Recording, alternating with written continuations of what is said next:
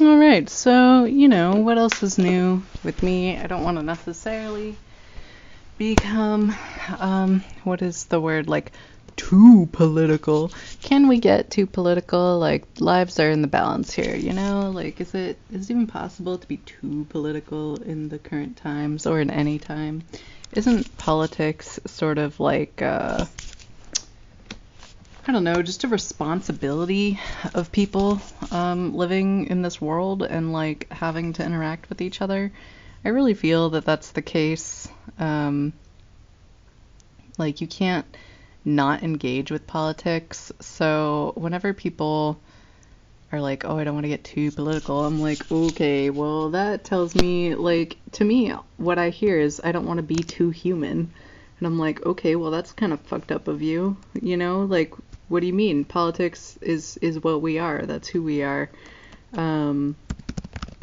Liberal soothsaying. Oops. Okay, what is this one? It's so fucking good. It's so good. It's so fucking good. Yes. What is Yes. it? What's good? That's fucking it.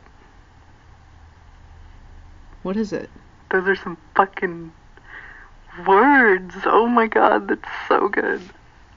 I don't think people are gonna love this as much as me. They might even love it more. Oh, it was the poem. Okay. Let's just call that Poemgasm.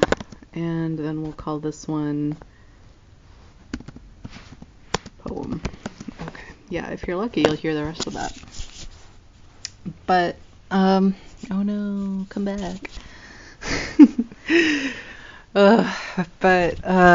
Yeah, I mean, you have to be political to be a person. So when people say, I don't want to get too political, all I hear is like either a request, like, please give me an excuse to get political. Like, please tell me that under these social conditions, with you as my,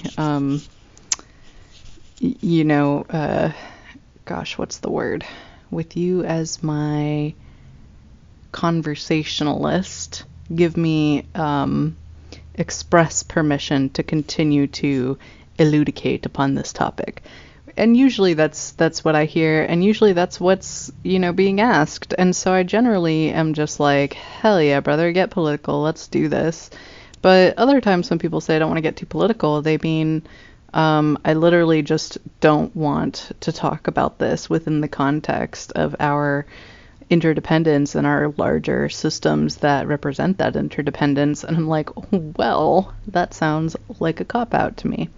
So you take what you will out of that. We are on season 4 now.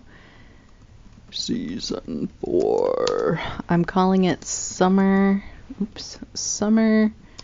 in the Rockies, which is where I'm from and where I have a lot of friends still that I hang out with. So, like, my heart is always kind of there. Summer in the Rockies, comma, summer on the coast, the new summer on the coast, the new home, with the new friends. Yeah, make raw words folder, and we're getting set. So this, let's copy these images over here. I just drew the most lazy of album covers you've ever seen. Clearly not very inspired. You can see where my mind is at right now. But yeah, we are getting political about this, like, and we are going to stay political about this because it's kind of important. Like, these topics are deeply integral to our existence as people, as creatures, as just individuals with something to lose, as I previously mentioned about our the ways in which these system-wide changes really will disrupt our lives, really will change the way that we think, the way that we see the world, and the way mostly that we experience the world, that we experience things economically, physically, in our bodily security, in our bodily autonomy. And, you know, for me, I don't have a whole lot left to lose. They took my bodily autonomy away with Roe v. Wade. And it was a shaky thing in the first place to be sitting on judicial precedent in that sense. It should be codified at a constitutional level. That should be a no-brainer.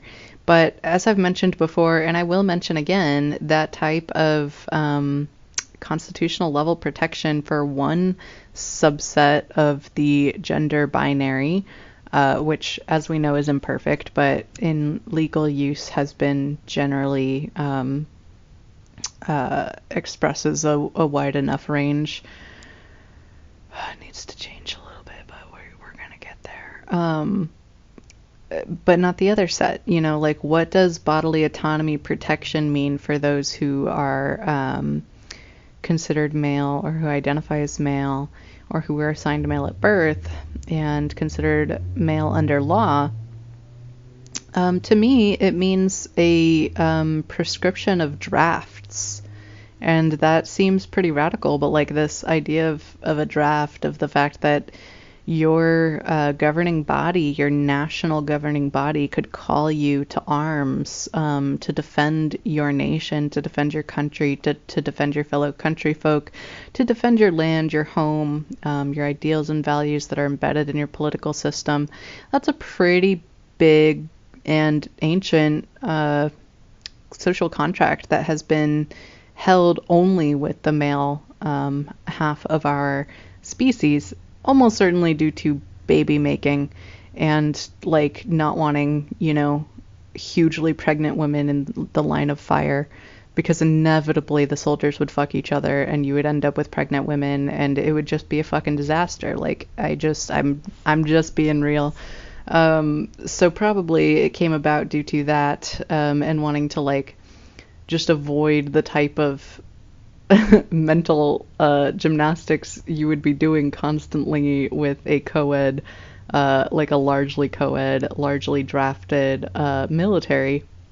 And in the past, that's essentially what we have had is largely drafted military. You didn't have a choice so much as it was a inevitable aspect, a requirement of the social contract that you had as an individual, as a people, with the government or the governing body that you were being protected by in your rights, and that your wealth was protected by through the varying levels of enforcement that are designed to protect wealth, and, like I said, generational wealth. So this is the internal structure and the internal logic of the system, like the draft, or our democratic republic in general as it was set up only a few 200 years ago, but it is designed along much of the same lines as the British Empire and before them the Roman Empire. If you want to talk history very briefly, I would encourage you to look into Charlemagne, because he was one of the moving factors when it came to translating the Roman Empire's very robust and extensive legal system and value system into the European or British version that essentially ultimately influenced our American lives today. But outside of that history lesson, this concept of a draft is not new. It is an integral part of the social contract, and more importantly, it is not only Western, it is also Eastern. The idea that this you will be called to provide military service on behalf of your country in its defense or in the defense of the lives of the citizenry is pretty fucking real, and it's like a lot of people consider it to be sort of a no-brainer. At this point, it's like, oh yeah, well of course, like somebody's got to do that, so obviously it'll be the dudes, right? Like, I don't know. This is just an assumption that gets made. And I've mentioned before how damaging, in my opinion, but how heavy that particular psychological knowledge is on young men, especially young men in modern times, being raised specifically in America with the level of violence and accuracy to military endeavors and tactics depicted in gaming and in TV and in a variety of different areas. This particular means of like training and grooming our children or socializing our young boys towards militaristic mindsets is really alarming to me personally. Like I could easily construct system-wide liberation around liberating the men, which nobody wants to hear me do because everybody is tired of anything that even remotely sounds like bootlicking or what is the word? God, privileged apologism. And the other side of getting to be a especially white, especially wealthy, especially Christian man in America, despite, you know, the threat of draft and the indoctrination of militarism at very young ages, is this privileged position along a variety of ways, dimensions, not ways, along a variety of dimensions, which also imbues them with a sense of superiority towards others who are not like them, and creates this constructed hierarchy of value and relevancy and like strength of opinion or the weight of an opinion. All of these things to me are very linked in with military decision making, expectancy of having to participate in military decision making, and ultimately decision making at state and federal levels. So all of that to say, you know, it was really pretty exciting when women began joining the military because that was a step forward for egalitarianism and liberation, both for men and women, from these fixed roles of being like away at war or at home in very broad strokes. But at the same time, it kind of opened up a can of worms about, you know, this very topic of bodily autonomy and the draft, and should this be a required part of our social contract, or should our social contract, as far as the military or militaristic aspect of our social contract, should that be gendered? Should it be included at all? Should it look the way that it currently looks? And I think these questions really became prevalent after Vietnam. And I know I've mentioned this before with the protests on school campuses of the Vietnam War and of the amount of system disengagement that many drafted young men experienced during that time. Their faith in their country, their faith in the righteousness of the warfare was disintegrating and dismantled like quite rapidly, and the more violence they saw in Vietnam and the more experience of guerrilla warfare tactics and other aspects of American cruelty, especially when it comes to the scientifically fueled weapons of war, for example, Agent Orange, seeing that in action really not just changed the face of warfare overall for a lot of people, but it created a higher, to me, this is my opinion, but it created a higher level of justification that's necessary for a nation to go to war at that level and at those extremes. And obviously that hasn't played out or been evident in the broader global theater quite yet, I would say, but I think that it was evident with the ways that those who were drafted were disengaging with the system, were dodging the draft, were joining up in protests, joining the Cultural Revolution, joining the Free Love Revolution, and realizing really truly that not only was this wrong and not justifiable to themselves, like they could no longer engage in good faith with the social contract that requires the draft, but they also could see a very evident alternative way, and they wanted to invest in that way. And so that was like a pretty huge fulcrum piece of our cultural shifts in American values and American demonstration of those values, and especially the way that we do warfare. We haven't seen the draft engaged in that way since Vietnam. The tactics for enlistment tactics for ensuring militaristic participation on behalf of either gender changed rapidly and aggressively after that time, because it became very, very clear that the American population as a whole would protest, and they would disagree with the level, like the justifications for warfare. And I would even argue that 9/11, I'm not going to say it was an inside job, because I think we all have decided how we feel about that. But 9/11 was the justification for increased militaristic interference in the Middle East in a general sense. Afghanistan, Iraq, Iran, and plenty of other places, including Syria, which was almost never mentioned, but huge in staging the arms. Yeah. So there has been a lot of like, okay, American populace, we just won't tell you about it or make you feel super responsible for it or make you feel as though it is an active part of your social contract. Instead, we will continue to enlist people who are interested, and kind of wage a more cultural warfare on the front of encouraging militarism in the American populace and making sure that they get routed into the military. So that's been an interesting, large and overarching shift, but my point here is that it has been increasingly more difficult to get any American to engage in active duty, essentially, with the value systems at play. And plenty of people, I saw this political cartoon the other day where an American soldier was telling a Palestinian child, like, don't blame me. I'm a good guy. I'm just here because they promised to pay for my education. I'm like, well, yeah, they did. That was something they did. The GI Bill, it really actually does come through. I met a lot of veterans in my college career who were only there because the GI Bill allowed for them to be there.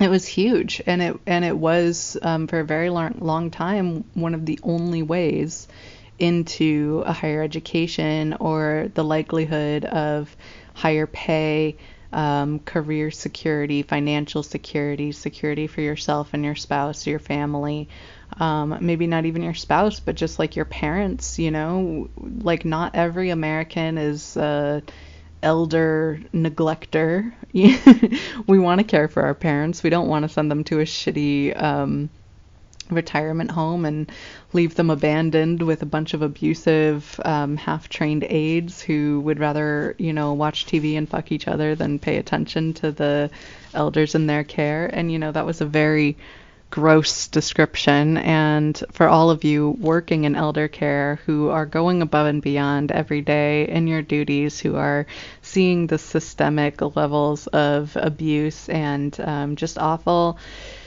what's the word, taking advantage of elders that is going on, and doing your best to fight against it. Hats off to you. You're the real heroes. You're fighting in the unknown trenches, and nobody is giving you the attention or the admiration that you really deserve.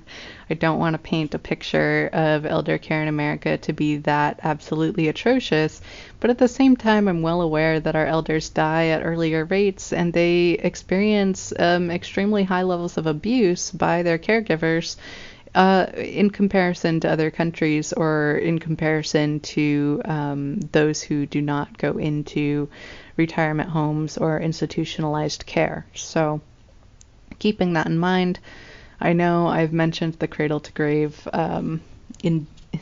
industrialization of human compassion, human care, especially as it's depicted in America. But this is, again, a byproduct of cradle to grave capitalism, in the sense that our most exploitable labor years are essentially between the ages of 30 and 20, although arguably 30 and 60, although arguably it's closer to 18 and 65 or 70 now. So it's a pretty large span of exploitable life that most of our labor gets sucked up and sucked into things that do not actually serve us. And then we are given over at the end of our lifespan into the dubious care of the institutions designed to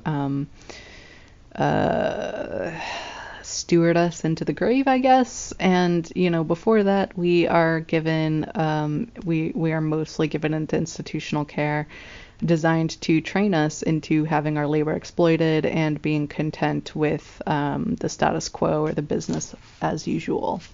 So it's a very good system. It's really well designed to ensure maximum amount of the entire populance's capacity to work goes into the institutions that already exist or the systems that are already in place to exploit that labor for the sake of continued resource hoarding, profit, wealth, or, you know, militaristic endeavors in the world. So I know a lot of people don't want to talk about the military so much, but I really do think that it's kind of the last piece that nobody has touched in the more global, like NATO is a very fledgling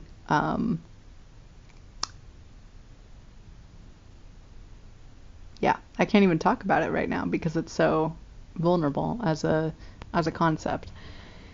But we do need to talk about it because that is kind of like the last barrier that we have to what is essentially like potential global stability, in the sense that like we could ensure everyone in the world has a little bit more buffer, a little bit more time to become stable, to work on the things that they want to work on as nations, as people, as communities, as individuals even, and to give them the level of security and stability that they really would need to have on an individual level in order to pursue those things at kind of a larger level. Like we have the technology, we have the knowledge, we have the surety that implementation is very possible and would be actionable, but we still don't know if everyone in the room is going to be chill enough to not start like bombing each other when everybody decides to like calm down and, I don't know, focus on farming, right? Like, sure, I might turn my sword into a plowshare, but what about the other guy? It's a huge concern, and it really hasn't been addressed. I think it's been partially addressed in our history. I will bring up the Cold War again because that was a very, very interesting time in which it was more of a cognitive or psychological discussion that was going on between nations about whether or not we are cool with mutually assured destruction. And we kind of agreed that we're not down to destroy everybody else, like, in the world, including ourselves, just to get at one of us. So that's pretty cool. Like, that's awesome that we came up with this, like, line in the sand. Like, you know, I'm not willing to destroy myself just to destroy you. Hey, awesome news. Not suicidal in that sense. That's great. That's, like, that's growth, you know? That's really, it's growth. But yeah, but like where do we go from there? Like we don't want to just be not suicidal. We want to be like actively encouraging relations. Yeah, I guess like relationships, positive intergroup contact. You know how badly I've wanted to actually go to places like Russia or China or like yeah, the Middle East. The Middle East. And not just Egypt, which is barely, like, that's Africa, man. But, like, Yemen, I really wanted to go to Turkey, although arguably people constantly include Turkey in Eastern Europe, so that's hotly debated. It's the Constantinople thing.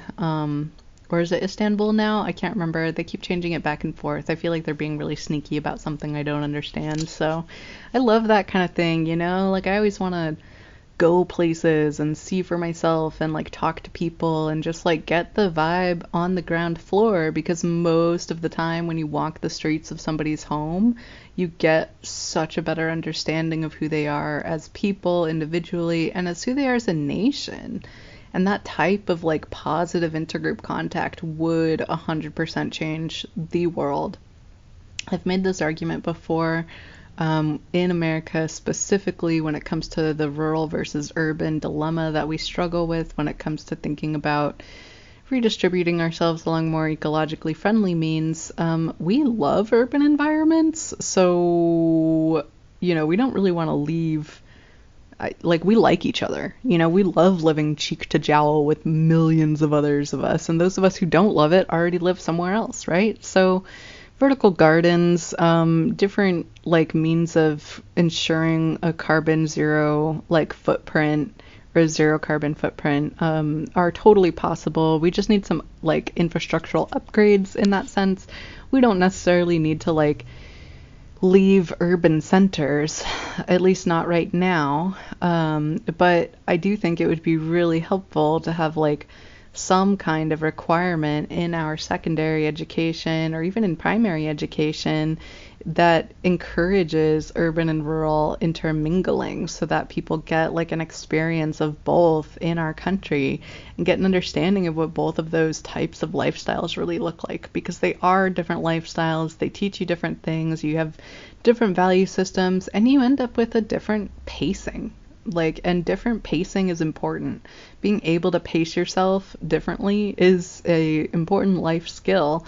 So I think if we were taught as children about these differences through like living experience, like host exchange programs, that kind of thing, walk a mile in each other's shoes, sort of May Day celebration even, like totally have events and things surrounding this, like make it a thing. But essentially, like, you know, if in my middle school life or when I was like 11 to 13 or something like that, if I had spent like a summer or a month living in a rural place, it would have impacted me. Of course, I did because I had family in rural environments, but everybody should have that kind of formalized exchange experience. And in a broader, more global sense, I think that's also the case with cultural exchange.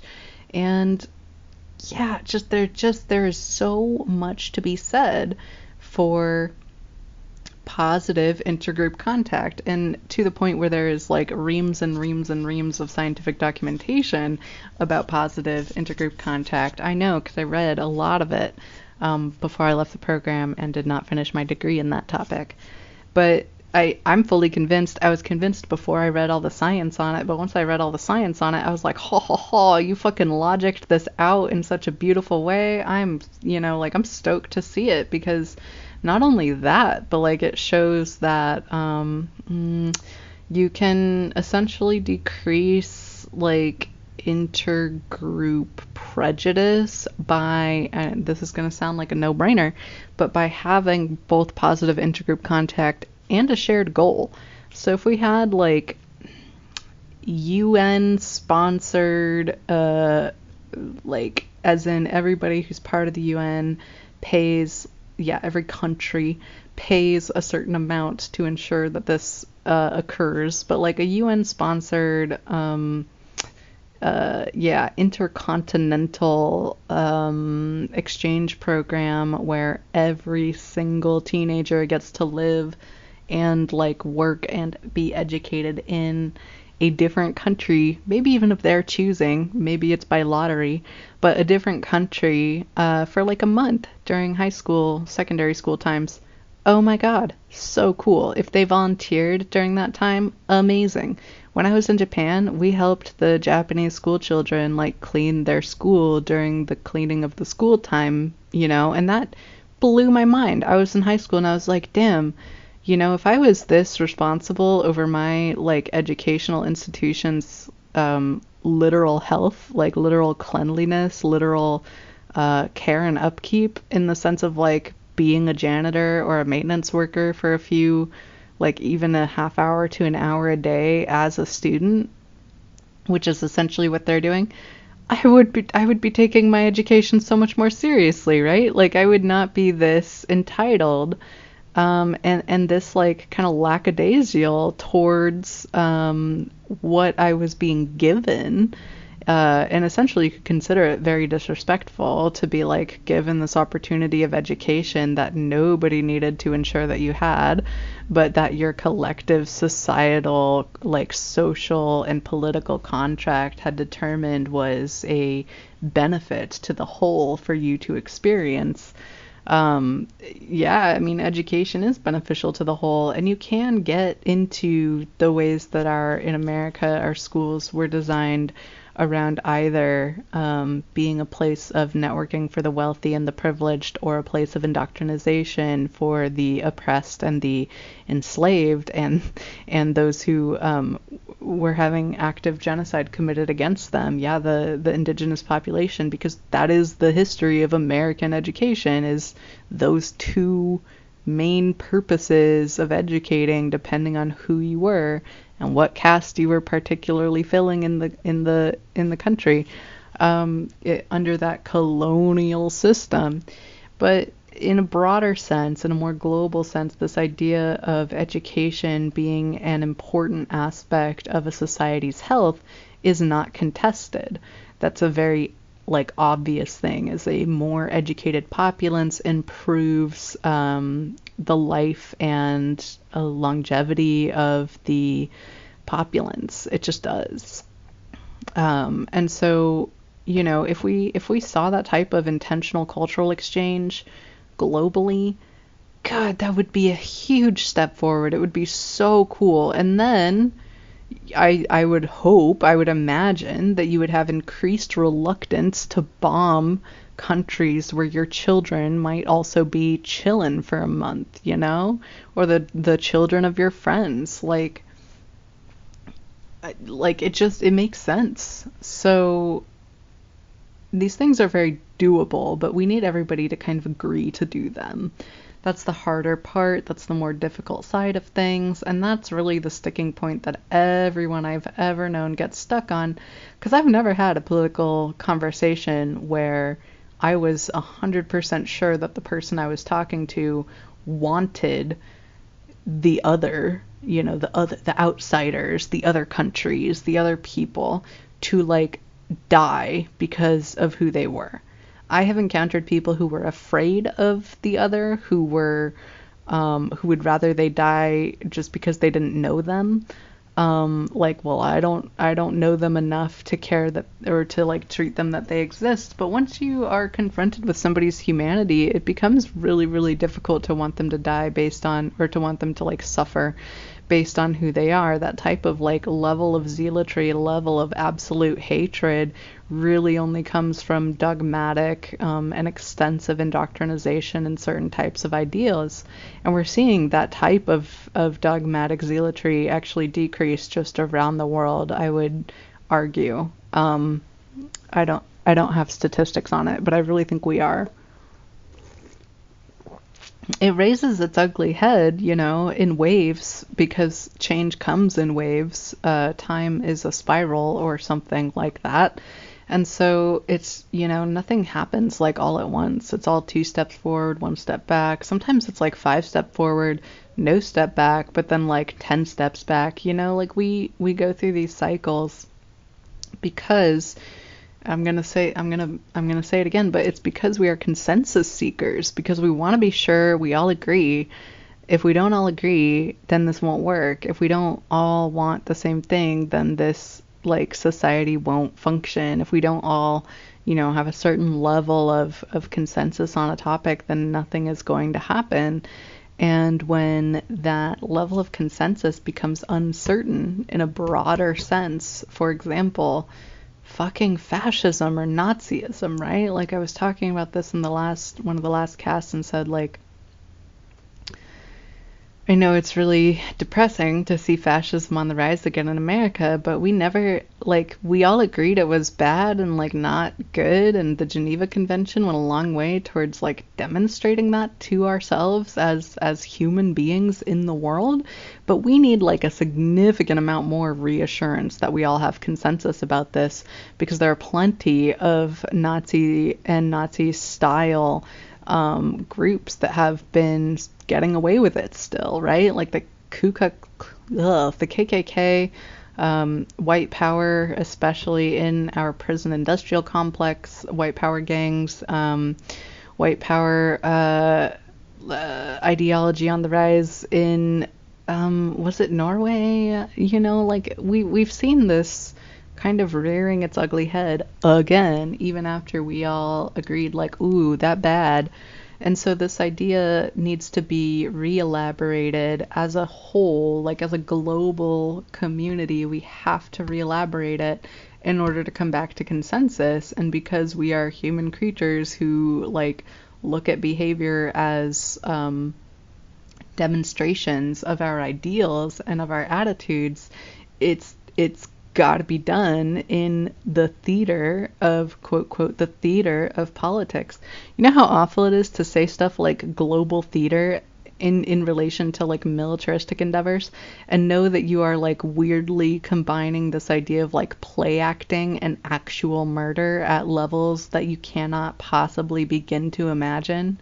Like the carnage involved for something that sounds like playing out an idea is horrific. This idea that we do that in the first place is really difficult to internalize. And I would argue the fact that we now have digital spaces allows us to play out and act out these things in safer environments that allow us to have a similar or same level of consensus certainty or certainty surrounding consensus on different ideals and topics without having to actually murder people. It's not perfect, but it's a huge fucking improvement. And it's only been 20 years. It's only been barely 20 years of an international communication system that is instant and allows us to play games of warfare or conflict or other means of acting out our value systems and ideals. What I would love to see is more diversity in gaming in the sense of like productionism. But of course, that goes back to economy, it goes back to empire, it goes back to militaristic industrialism, and it comes right back to America. So I guess we're going to just have to work on that.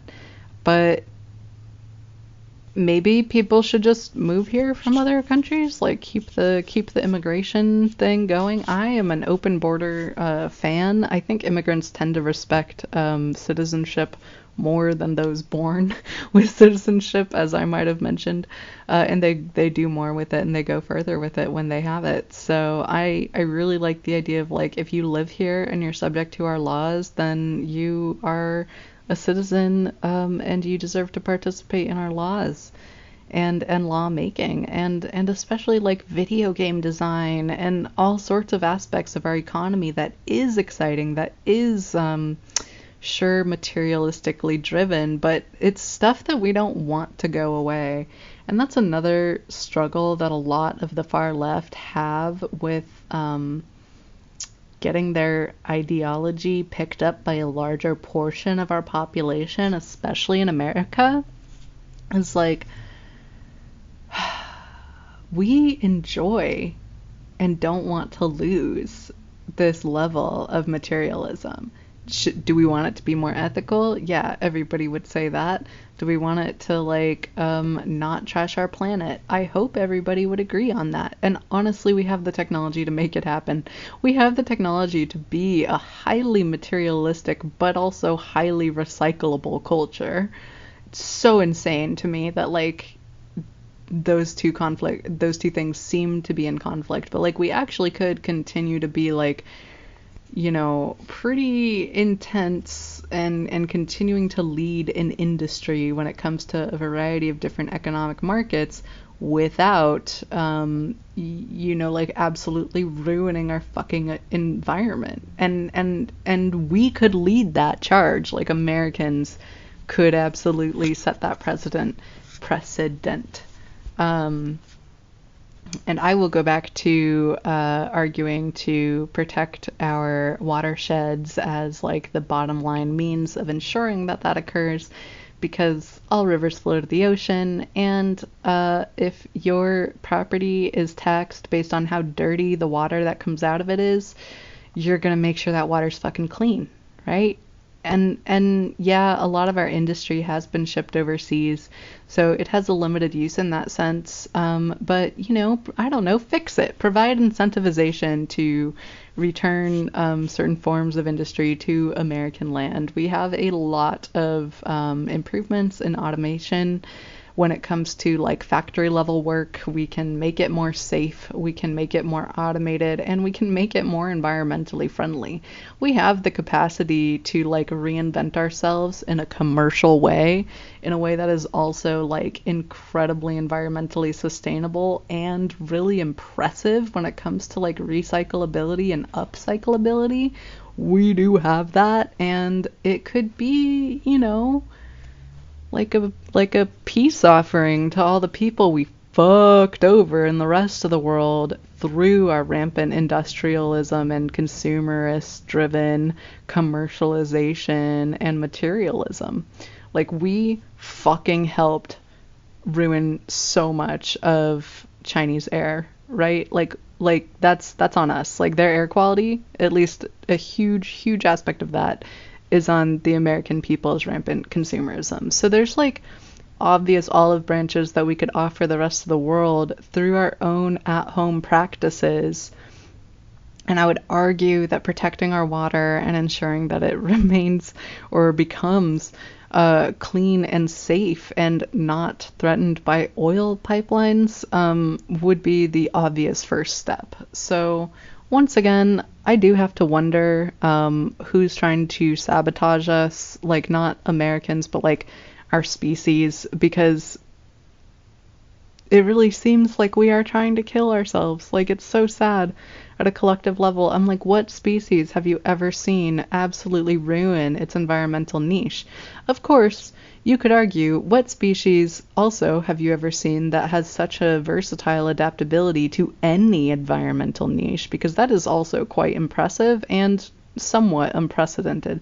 There are a few species on this earth that I know of that have so much versatility, birds being, you know, a huge one, but not a lot. And it's special. It is special, and it implies that we might even have that we might be well set up for spacefaring adaptability. At least that's my hope as a futurist, as somebody who would love to participate in ethical space tourism. But of course, I'm also struggling to participate in ethical Earth tourism, because there isn't a lot of ethical Earth tourism to be had. So, you know, baby steps, but we all want that, I think. And I'm sure there are I'm sure there are people who have absolutely no interest in space and who think it's actually like maybe even anathema isn't the word, heretical, I guess, to have an interest in space exploration. Like, like the idea of space exploration being genuinely antithetical to a large populace of this earth. But hey, they can probably guide us in great land stewardship ideas, right? Like, everybody has a space, has a role to fill. We all like have something to give into the larger communal consensus seeking global theater. But we would do really well to acknowledge our interdependence more openly, more honestly, more frequently, more formally, even, like through increased courtesy and interpersonal interactions, which I'm already seeing. I'm already seeing a heightened literacy in discussing like intersectional positionality when it comes to like who I am and who you are when we communicate, when we discuss topics. You see that in the cultural movement, in the way that people have been updated with like mental health and social words. Like, literally the vocabulary has just been accessible, and people have been taking it and using it and modifying it, turning it into slang, turning it into different forms of cultural exchange. And that's fucking beautiful, man. But like, we could go further. We could formalize that at system levels as a means of ensuring increased like respect towards the diversity of our peoples. because America might be like the first and largest nation in the world to hold so many disparate different types of nationalities or peoples, cultures, ideologies, identities under one larger national identity, but it probably won't be the last unless we regress to extremely xenophobic, closed borders, national, behaviors. And plenty of people, North Korea, want to do that and have demonstrated that it's possible to successfully do that. So it's really a question of where we want to go on this earth. And I think too many of us are curious and interested in other parts of the world and want to explore and want to participate in equitable social, cultural exchange. Just for fun, the amount of people I know who've just visited Thailand because it was cheap and easy and fun to do, and because it gave them like a broader understanding of the world. That's great, like there is a concern about ethical tourism in Thailand. There is a concern for like the carbon footprint that like the damage it does to the land and the people. That is a genuine concern, It's the same problem as like the quinoa craze in America, completely devastating farmers' abilities to feed themselves in South America, in the United States, in South America. And so this global interdependence is already real. It already has real world impact, and it's already costing a significant amount of lives. But if we formalized the acknowledgement of both positionality and the intersectional positionality of both independent, like individual people and collectives in both, local, state, and national groupings, to give it like a vague shape, we could really, really improve our social political relationships just by formalizing that type of communication and perspective taking and acknowledgement of our interdependence and the ways in which we affect each other. This chaos theory butterfly effect of our individual actions, individual thoughts, individual words, and the ways in which it impacts those around the globe, but also the way that looks at like the scalability with which that occurs, from an individual to their local neighborhood to their municipality to their state and federal government. And again, that's the United States. It looks a little bit different depending on the way in which your government system, political system is constructed, but ultimately there are these varying micro to macro layers in the ways in which your individual contributions, even just your thoughts or your perspective on the world, is going to impact people around the world.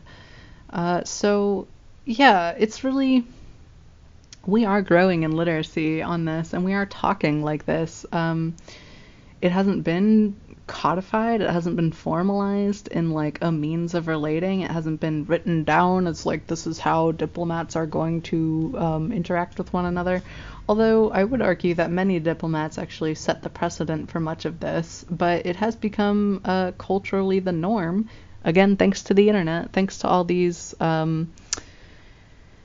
like human individual led construction of society, construction of community, and specifically along non-hierarchical means. These communities already self-police. They already have means of moderating. They already have means of dispute resolution, de-escalation tactics. Like individual people are being educated like overall around the globe by one another, by themselves, through curiosity, through genuine desire for things to be better, not only for themselves but for each other. And that's happening rapidly over the last like 20 years. It's been totally nuts. So like it's great. This is going well. So as much as I don't want to be a liberal soothsayer, I also want to like applaud us for all the progress that we've made as liberals, no, as people who truly want liberation from systemic level oppression, because I think that is something we're united in the sense that like We want quality of life to continue to improve overall for most people. We want, like, our most important resources, which is water and food, to be protected in perpetuity, for prosperity. Oh God, Schoolhouse Rock coming back at me. But we really want that. Like, I don't think anybody disagrees with that. I think you could even say that we have a global consensus on that. There's just this question of, like, but what if one of us decides they want more, right? Like, we could redistribute, we could, like, forcefully retake all of this hoarded wealth and redistribute it. But then what happens when a new little tiny dictator or a new tyrant or a new regime rises up, a new Third Reich even rises up and goes, oh, no, no, no, no, no, this is mine now, right? Like, what do we do when that happens? How have we come up with some kind of consensus, some kind of collective agreement in a global sense or in a shared nation sense of how we respond to that sort of thing and what is the appropriate use of force under those conditions?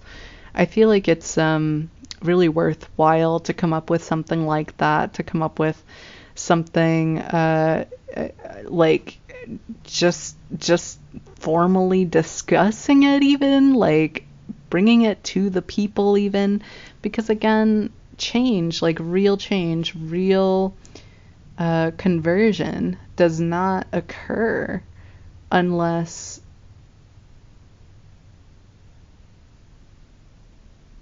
it's really elaborated individually and, like, internalized as true or internalized as real. And so that larger change that we're looking at won't occur until enough people, like enough of the population, a large majority, you could say, of the population makes those changes internally, makes those determinations for themselves, and internalizes those ideals as a way of, like, being in the world, a way of deciding, like, this is how, not only how I want to be, but how I want to see my people be, showing up in the world and what that should look like. So it will take time.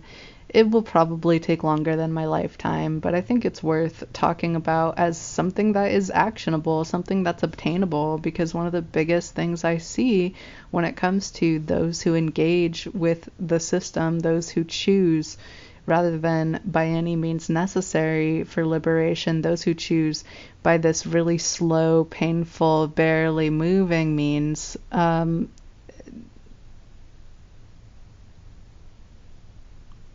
I don't even know where, like, I totally lost the thread of what I was going to say. Oh, it's apathy. Yeah, what you see in those normies. Yeah, I'm lumping liberals, centrists, and conservatives all together as normies because you are the majority of the population. But all y'all are really struggling with apathy. You're really struggling to believe that a better world is possible, and that the current world, where you have a minimal amount of some sort of security, some sort of protection, some sort of modest success within the context of your understanding of the history of your family or of your people or of where you stand in the world, your positionality, is apathy. You don't believe it's possible. You don't believe that better world is actionable within our lifetimes. And to me, that really just, like, I have to feel a little okay boomer about it, because you are ignoring the rapid growth in like our ability to seek and have consensus that the internet gave us, and our understanding in community and society construction that it gave us. It gave us so much confidence. And if you are still struggling with apathy, if you're still, like, deeply embedded in system level change as opposed to any means necessary style change, it's because you don't have faith in yourself or in others or in those around you to truly come together and support one another or to make a better world. And that, like, lack of faith either comes from apathy, comes from willful blindness, or it comes from fear. And none of those things are really going to help you, and none of those things are going to help your friends. It's not going to help anybody else to be dwelling or making actions from positions of apathy, fear, or blindness. Yeah, especially willful blindness. Like, these things are so doable. Whew, okay, I want to once more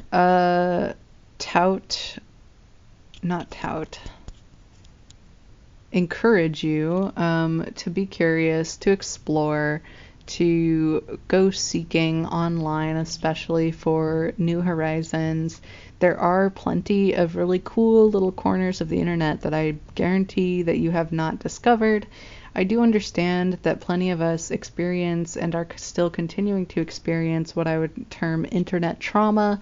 There is a lot of things that you see online, that people have seen online, that they are scarred by, the desensitization of like just seeing fucking dismembered bodies, right? Like the Facebook beheading debacle was absolutely insane. They totally covered that up. They hid it. Yeah, I mean, this is a very complex place that we find ourselves in, and a lot of us are traumatized in ways that we don't fully understand how to express or how to address. So be gentle with yourself in that sense, and when you find yourself exploring online, I know it's really easy to treat it as a militaristic endeavor. I know it's easy to treat the internet as a battlegrounds. Oh God. But please do remember, like E-Bombs World and I don't know, crack.com. I know these ones are just mine and they're all comedy sites, but please remember all the fun too. Like, it's not just memes or Vine that should have lived, or all of these micro social ecologies that you're like, honestly, plenty of us are mourning social ecologies that were killed. Yeah, like Vine, that died too soon. And so it really is like, this is an intense battleground of culture, of ideology, of social construction. But try to think of it from an environmentalist perspective. Try to think of it as microcultures, and try to think of it as a gardener. Try to think of it as somebody who is not going into these spaces necessarily with weaponry and with the desire to like fight or protect. This isn't necessarily a combat situation. You can plant your own seeds, create your own spaces, and otherwise like do digital gardening in the sense of curating culture and environment there. I would recommend that you start a little smaller, go fully microbial about it, and like just make your own website.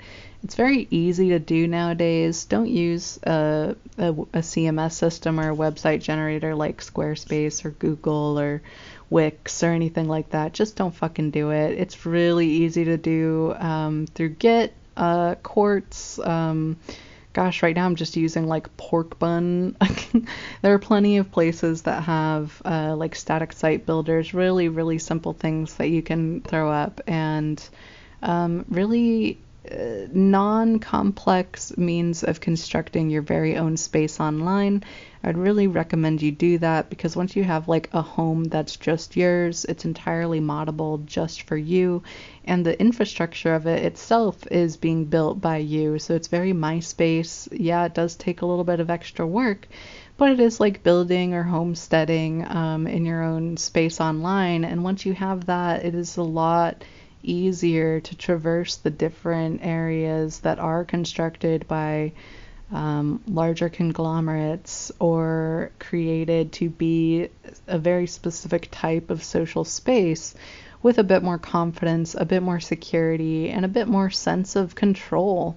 So you will be less of a activated combatant if you have your own website, if you have your own space, and it will empower you as an individual, as a person, and it will make things easier when it comes to navigating that kind of internet trauma or the curation of intentional internet community. So I strongly recommend you do that. One last thing on that topic is once you create your own website, encourage your friends to do the same. Create a little web ring so that like there's a third space that has a little list of everybody else's sites, and you're all together on that. And then on your site there's a little button that says I'm part of the so and so web ring, and if somebody clicks on that little button they see the list of everybody else's site. That is microecology, that is grassroots networking, that is a living digital representation of the types of non-hierarchical community construction that we could envision in the real world, and that I would love to see people try practicing in digital spaces more. Okay, let's listen to the poem. I really like it, so I'll let you listen to it. You guys gotta hear this song someone wrote. It's called Gently. You guys gotta hear this song someone wrote. It's called Gently Pushing Pixel Data Streams, and it goes, sludge in honeypots, slowing time cycles, looking through bits with a digital scalpel and sutures, trying to repair fractured wetware that was previously fragged with logic bombs. Checking for the ragged boundary edges and bringing the gaps, bridging the gaps with patches. Holy shit. Holy shit. Holy shit. You guys gotta hear this song someone wrote. You guys gotta hear this song someone wrote. Pixel data streams, and it goes, sludge in honeypots, slowing time cycles, looking through bits with a digital scalpel and sutures, trying to repair fractured wetware that was previously fragged with logic bombs. Checking for the ragged boundary edges and bringing the gaps, bridging the gaps with patches. Holy shit. Holy shit. Holy shit.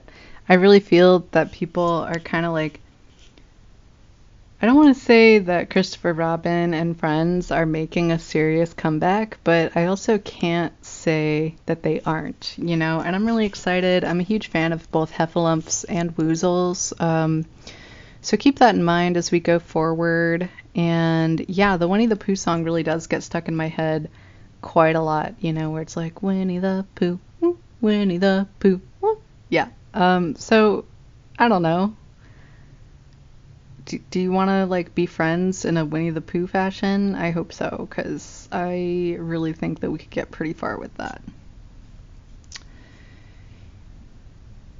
Yeah, okay, I think that's the end. I'm going to call this one Ringing Bells, just because I think freedom sounds somewhat like a bell. Although I feel like there's a whole story about the Liberty Bell that I'm probably accidentally infringing upon without intending to, and probably creating a mixed metaphor, but that's for people who know American history better than I do. Until next time.